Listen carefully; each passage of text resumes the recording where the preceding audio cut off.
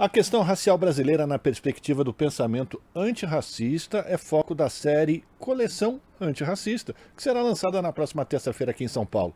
Para falar sobre esse trabalho, nós conversamos agora com Val Gomes, que é curadora e diretora dessa série. Muito bom dia, Val. Seja bem-vinda aqui ao Jornal Brasil Atual. Tudo bem com você?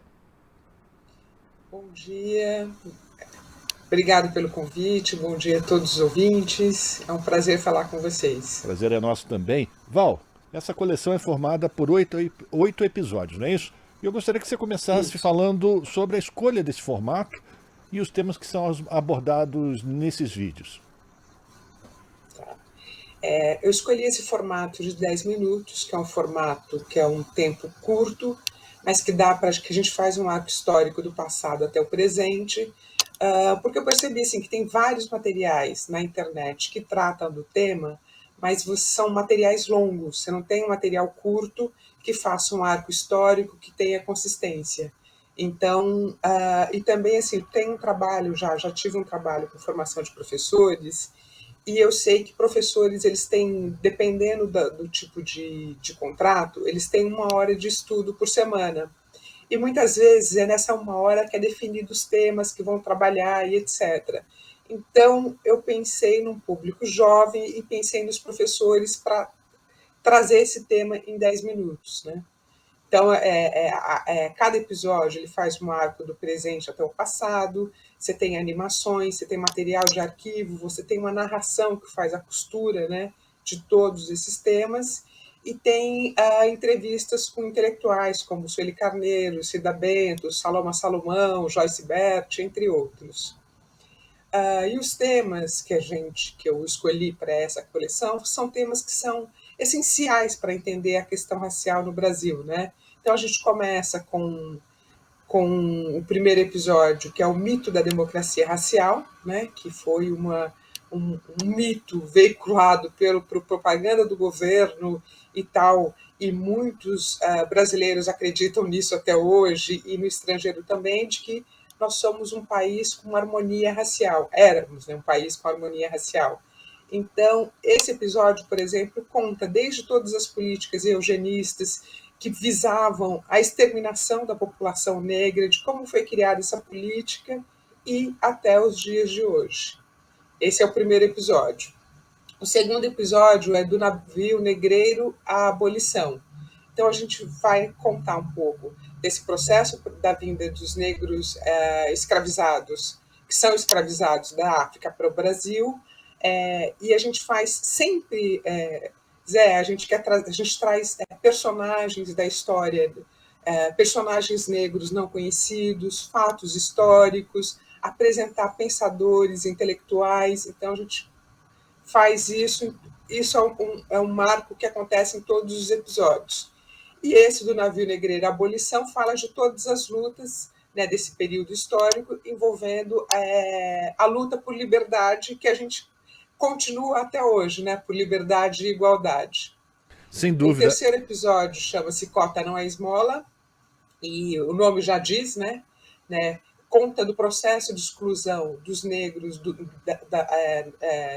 processo de exclusão ligado ao âmbito escolar, né, que em 1850, quando você cria uma escola que é para todos, os negros são proibidos de estudarem, e fala dessa longa saga até a gente conseguir as cotas raciais em 2012 e o que tem provocado, né, as cotas, o que provocou naquele período, e quando começou a se discutir as cotas no Brasil, que hoje a gente pode dizer que é uma unanimidade as pessoas entenderem a necessidade de cotas raciais nas universidades e que elas são importantes, e a mudança social que ela provocou, não só na trajetória de pessoas negras, mas no perfil dos estudantes das universidades, das pesquisas e etc. Hoje, me parece que a gente tem uma visão melhor nesse sentido, mas não foi assim, se a gente comparar com 2006, etc. Então, esse episódio ele trata disso. O outro episódio, próximo, que é o quarto, que chama Raça, Trabalho e Direitos, é um episódio que vai falar exatamente disso, né, do processo de trabalho das pessoas negras, e faz também um marco histórico do passado para cá, né, desde quando se tem a abolição e que as pessoas negras são relegadas à exclusão, e todo o processo de lutas no Brasil inteiro, pedindo igualdade nas relações de trabalho, e vem até agora, porque o nosso desmonte da questão trabalhista, ela se consolida também. Assim, a gente teve conquistas para todos os trabalhadores ao longo da história, mas a partir do golpe de 2016, você tem a reforma trabalhista, você tem a reforma previdenciária, você tem esse fenômeno da uberização, que parece que foi vendido como autonomia dos trabalhadores, etc., mas que, na verdade, só precarizou. Então, esse é o arco histórico desse quarto episódio, raça, trabalho e direitos. E qual que é o impacto disso na vida da população negra, né? Sem dúvida. O Aí quinto você, episódio chama Urbanização só para a como gente poder... apartheid. Val, deixa eu te interromper, Val. E. Só para a gente poder... Val, você consegue me ouvir? Sim, Sim. sim, Deixa eu fazer alguns questionamentos para você, Val, que senão a gente vai claro. acabar o nosso tempo da entrevista, a gente não vai conseguir falar sobre tudo. Eu só queria Tá.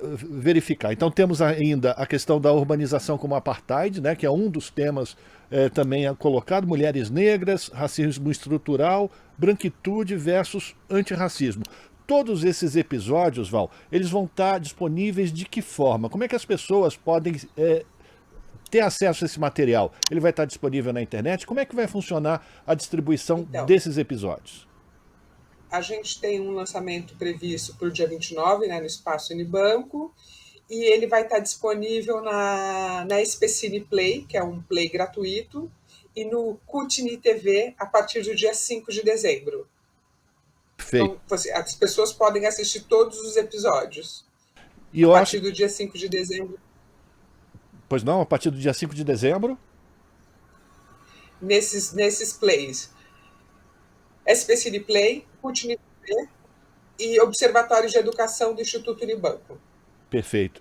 Também existe um trabalho com relação às trilhas sonoras utilizadas nesse processo, né, Val? Sim, sim.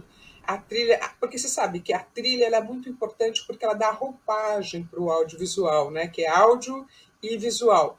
E, e assim, normalmente, eu fiz toda uma pesquisa para trazer pesquisadores e músicos negros, que é o Marcos Filinto e Edu Ferreira, para trazer sons orgânicos para ser uma música de preto. A ideia é que a coleção tivesse toda uma narrativa visual e sonora, né, de pessoas pretas. Então, eles fizeram uma pesquisa que vai de sons orgânicos às sonoridades modernas. Então, se pode sentir nos episódios essa camada.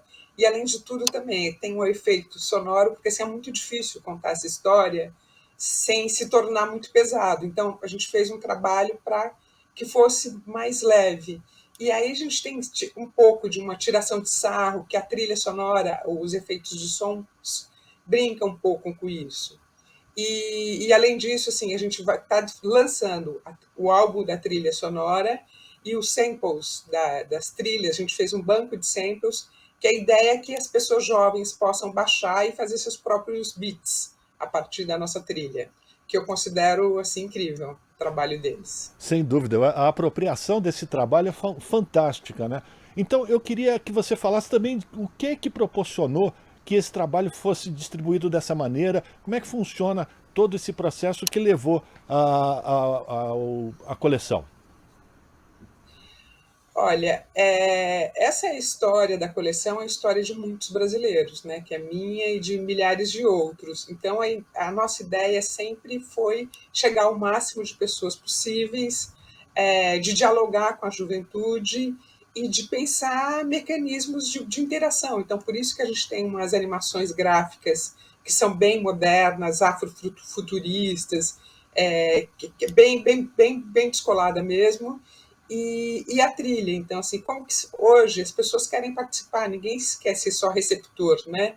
E uma ideia foi essa da trilha, assim, de disponibilizar esse banco de samples, porque as pessoas podem assistir o episódio e, a partir do que elas viram, das emoções, da experiência, criar suas próprias músicas. E teve também uma participação, um apoio do Instituto Unibanco, né? Foi importante na produção de todo esse trabalho, Val?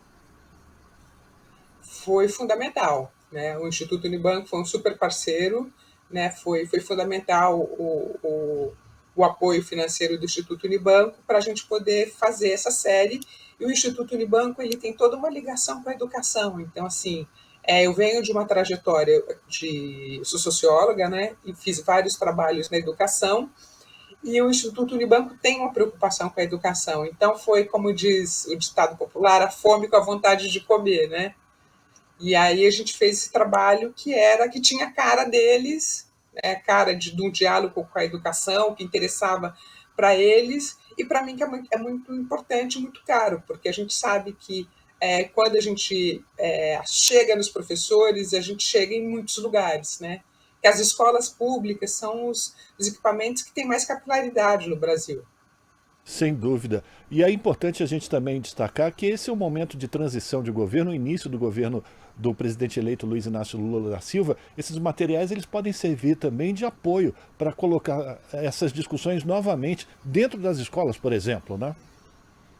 Sim, eu pensei nesse formato que era para estar dentro das escolas, dentro das instituições. Ele é disponível gratuitamente na internet também para isso, que é para o público de maneira geral, que quer aprofundar, entender um pouco mais essa questão de ser brasileiro, porque ser brasileiro é lidar com todas essas contradições e com todas essas questões são questões que afetam a população brasileira no geral. Então, ser brasileiro é ter que lidar com isso. Então, a ideia de estar disponível é para poder dialogar com o máximo de pessoas possíveis, né?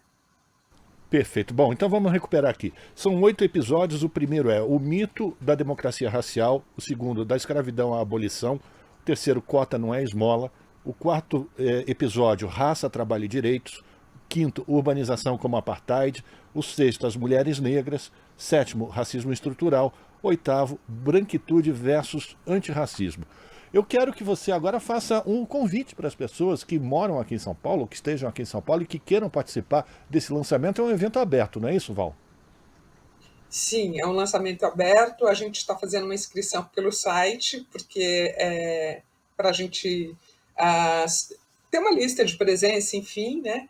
O lançamento dia 29 de novembro, às 18h30, começa a recepção no Instituto Unibanco, no Espaço Unibanco de Cinema, na Rua Augusta, 1475, e aí tem a exibição dos filmes e um debate com a Rosane Borges e com a Edneia Gonçalves. A Rosane Borges é uma professora da USP e a Edneia Gonçalves é